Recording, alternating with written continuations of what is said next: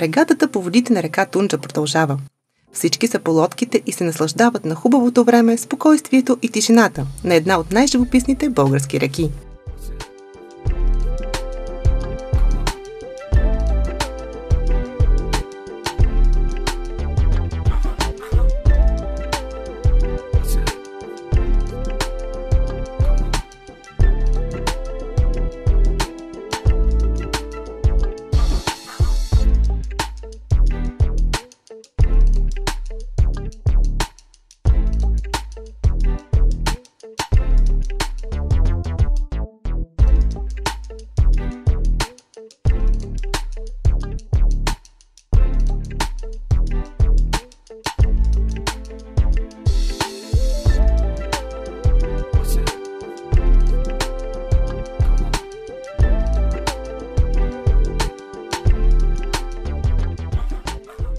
Вие как се запалихте по воден туризъм?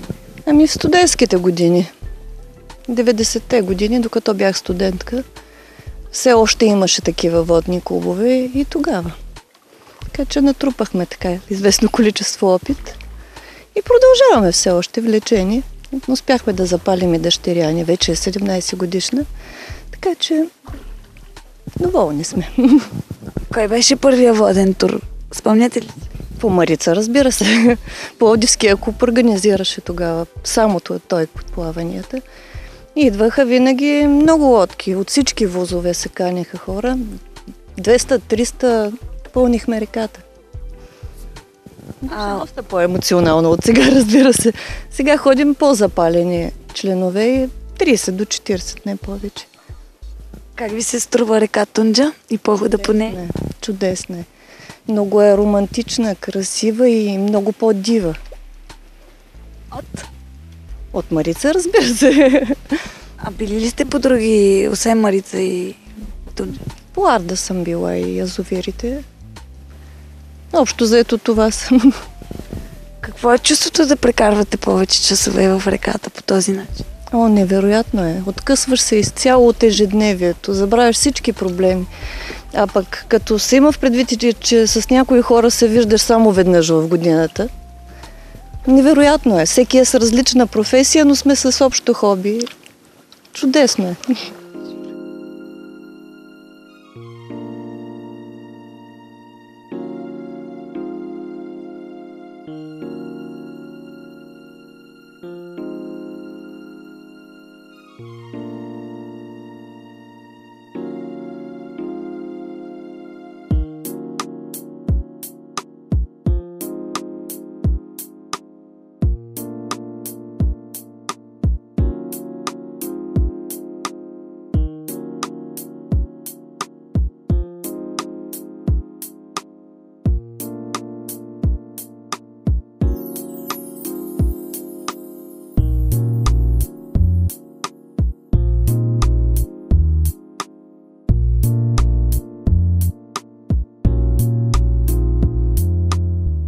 Май е време за почивка на сушата.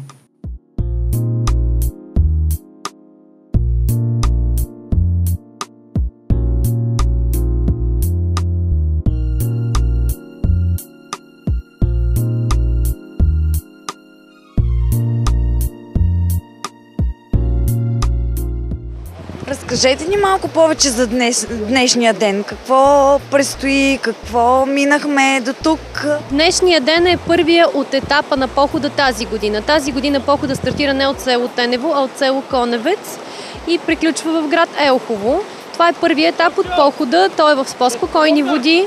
В същото време има възможност хората и да починат по средата до село Трънково, където се намираме всъщност в момента.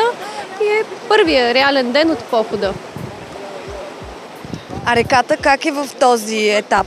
В етапа от село Коневец до град Елхово реката е с бавно течение, минава през лунгозни гори, през резервати Горна и Долна Топчия, доста приятни зелени места. Хората имат възможност да влязат в темпо този първи ден, да се опитат да посвикнат и с водата, с движението и тези, които пък не са карали, да имат възможност за следващите дни, в които предстоят и малко по-бързи етапи, да наберат малко опит.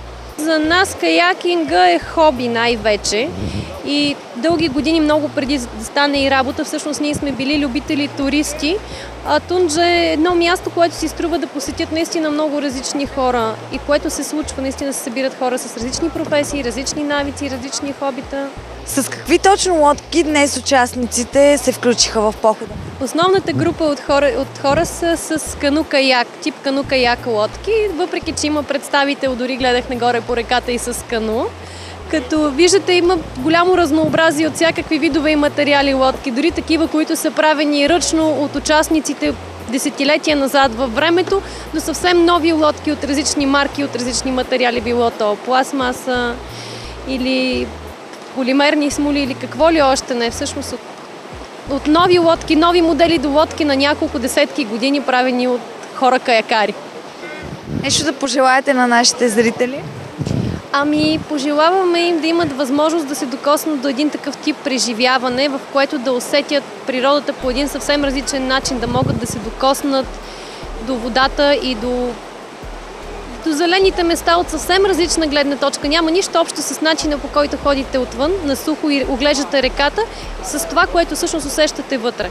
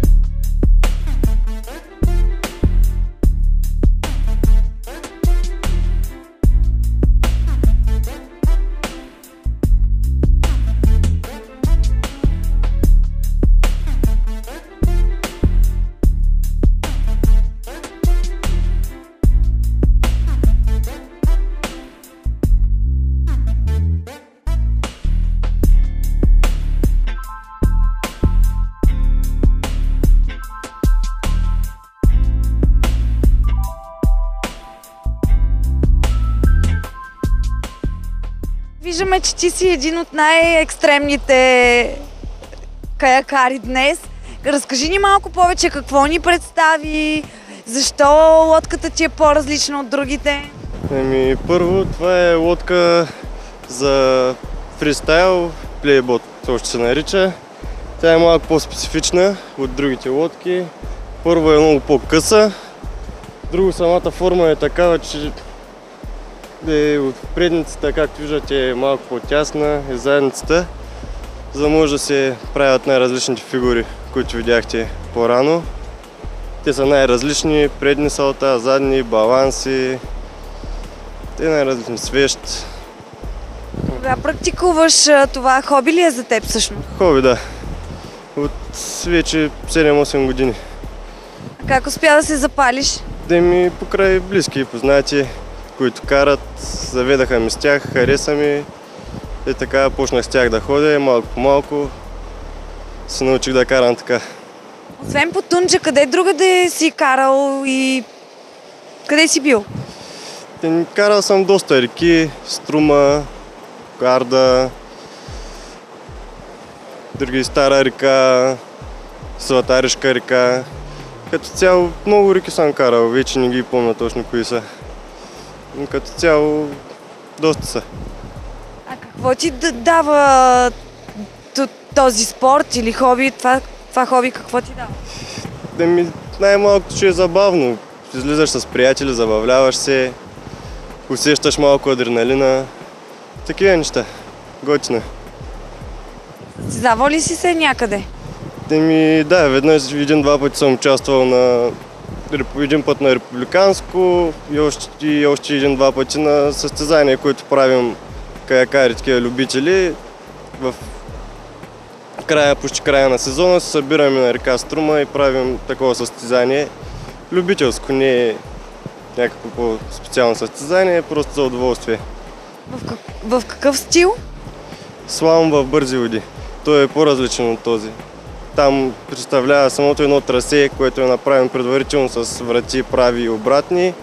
И целта е за време да минеш през тези врати по правилен начин. Днешният тур като цяло е туристически тур. В него няма бързи участъци, като изключим този. Това може би единственият такъв участък. Всичко друго останало е туризъм. Караш спокойна вода, разглеждаш природа, реката, такива неща. Добре, нещо да пожелаеш на нашите зрители? Не знам. Ако имат желание, ако е интересно, да заповядат. На всяка една река могат да намерят хора като нас, с тях да идат, да покарат малко. И ако решат, че това е тяхния спорт, да продължават.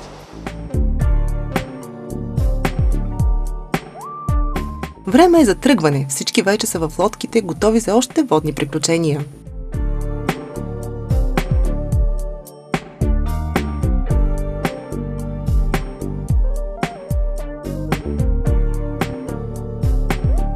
Вие участвате в днешния воден тур.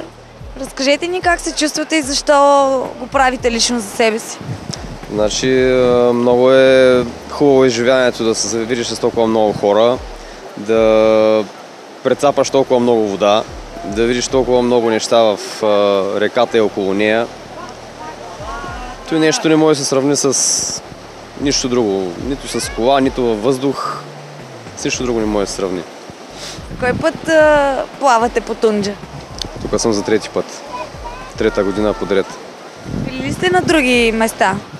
Доста скитаме, да. Значи, около Търново има голям язовир, Стамбулийски се казва, Александър Стамбулийски. Там реката Русица нагоре продължава от самия язовир, е голяма красота.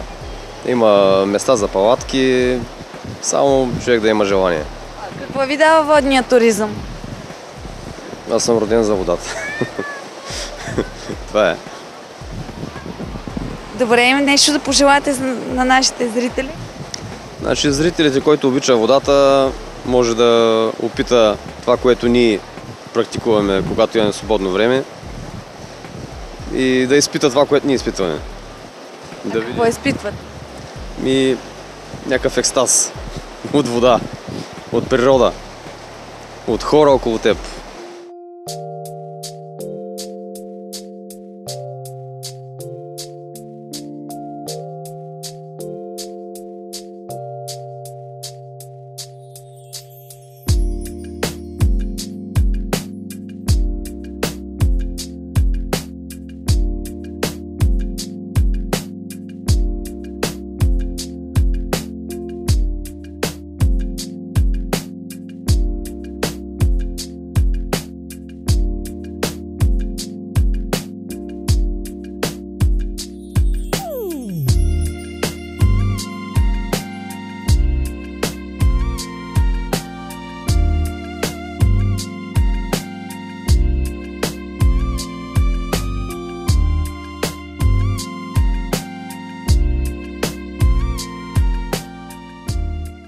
Първият етап от водния поход е към своя край. Една по една всички лодки пристигат до последната спирка, определена за този ден. Очаква ги един комфортен и удобен лагер сред хармонията и тишината на природата.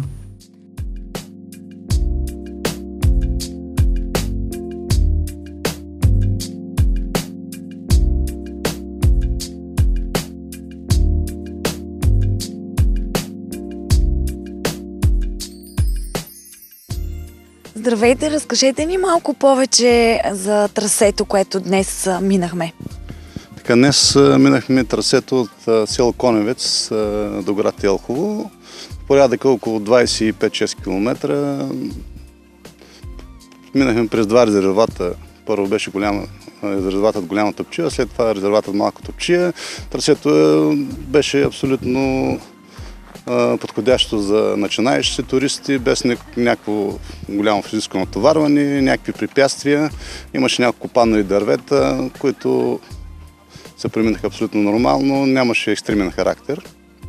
Като цяло това е, може би, най-лекото трасе по река Тунджа. Утре следват трасе, в което има бързи, по-трудно за преминаване. Следващото трасе е още по-трудно. Но като цяло реката е приятна за каране, не е нещо извънземно, няма как. Общо взето е туристически вариант. Каква е границата на възрастовата граница в такива походи? Принципно няма възрастова граница. Обикновено малките деца карат деца 5-6 годишни със своите родители съответно. Видяхте днес, че по реката има хора, които са на 72-3 години и карат от 50 години каяци. Така че няма възрастова граница. Как преминават вечерите след един такъв изморителен ден?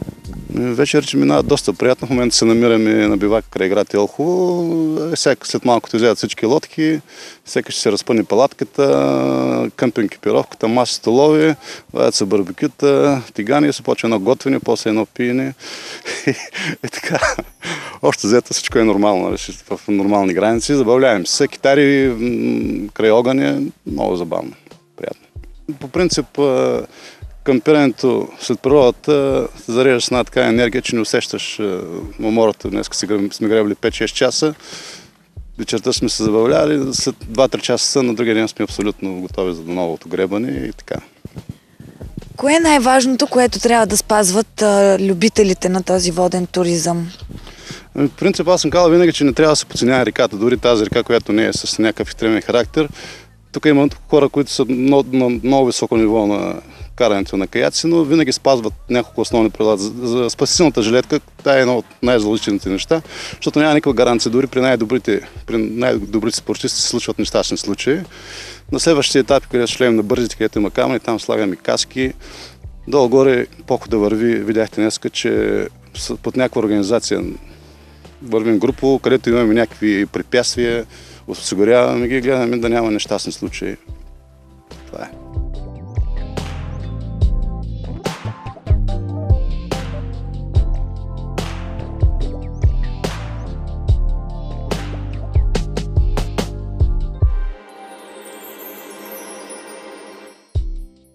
Вие сте другият организатор на водния тур днес. Разкажете ни малко повече за вашият клуб. Нашия клуб се занимава с каяк, рафтинг и каяк в бързи води. Заедно тук с колегите от Елхово ние организираме похода по река Тунджа от много години. Може би вече 10 години заедно го правим.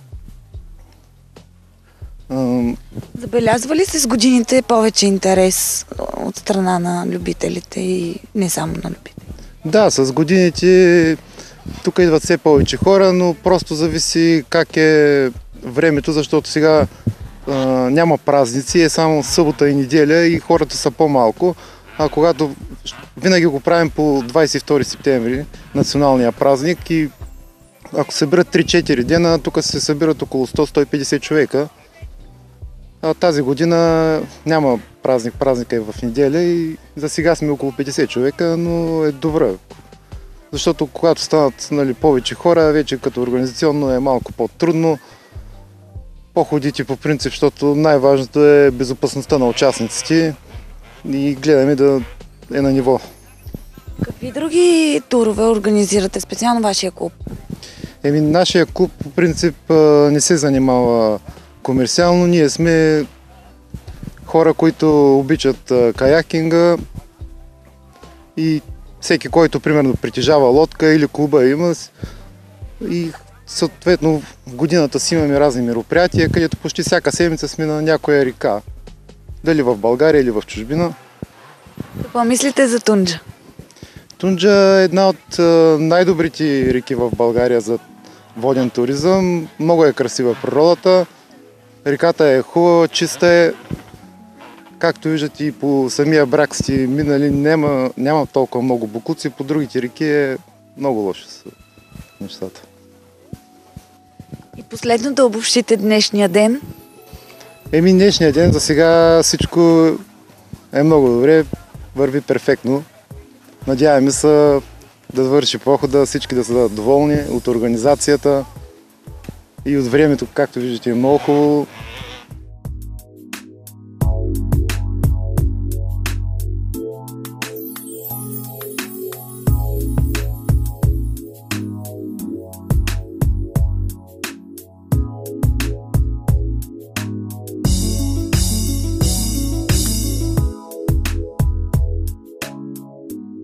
Разкажи ни как се запали. Разбрахме, че ти най-прясно си се запалил по...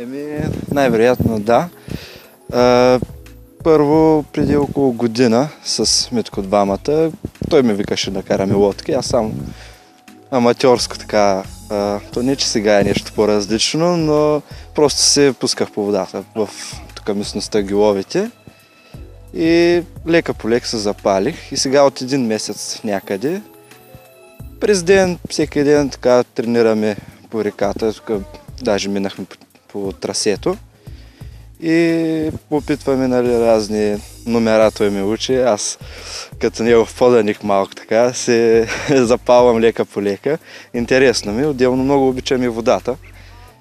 И малко страх имаш в началото, но нормално, като всеки начинаеш, да. Какво е чувството да си постоянно във водата? Мен лично много ме успокоява водата. Просто трудно ми е така, ако не се доближавам до водата дълго време. Не знам, успокоява ме много водата и обичам да плувам. И сега е този воден спорт. Много действа ми така успокояващо, отделно природата. От малък се правя изгледи с семейството ми, с познати и това е още едно начинание, което ми е много интересно.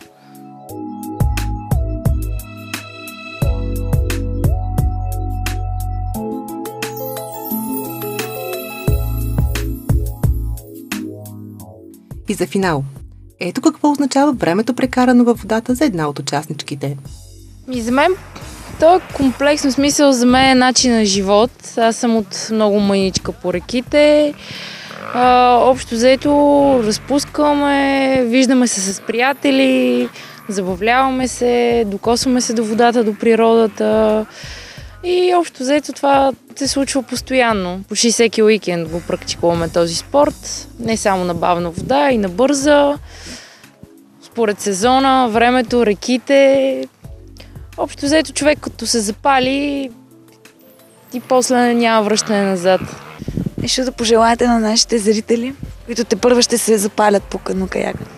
Ами да дойдат, да пробват и ако това е техния спорт и могат да го превърнат в едно прекрасно хоби, което да ги запълва през свободните си дни. То става както за малки деца, за семейства, компании, приятели, дори и сам човек да дойде, никога много бързо ще се преобщи към компанията и ще стане част от това цяло каякарско общество. Освен изобилието от приказни природни гледки, целият воден поход по река Тунджа бе изпълнен с много положителни емоции и весели моменти. Както през деня по време на каякинга, така и през нощта край лагерния огън.